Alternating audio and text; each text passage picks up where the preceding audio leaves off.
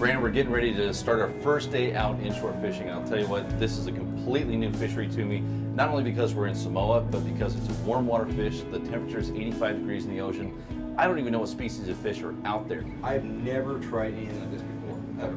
Never tried fishing in a reef, never tried fishing shallow water like this, off the ocean. What do we do? I mean, who would have an idea of what to do?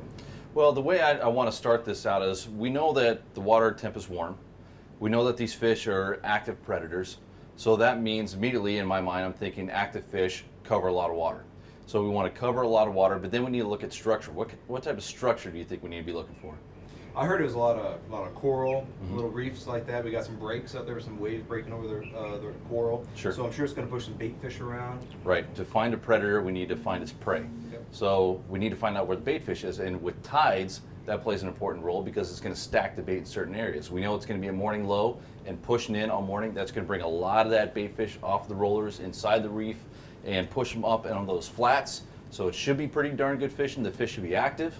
And I think just inside the break line, off the edges of those rocks where the current's pushing over, and around the sides of the corals and the rock piles, I think that's a great place for us to start. There's some bigger fish out there, but starting with the small gear, if we're getting shallower water, I think that's a good place to go. Right now we're just using a basic bass rod with a tin roller on it from Hildebrand. This is the Ace in the Hole by Yakima Bait. We know that there's some GTs out there. We know there's dogtooth.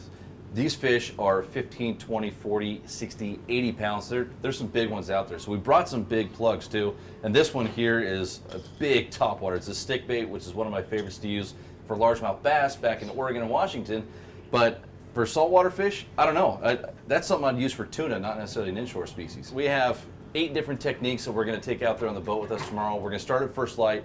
We have no clue what to expect. We could be trolling, we're going to be casting, or we're going to be fishing live bait, trying to find bait. We're going to be all over the place.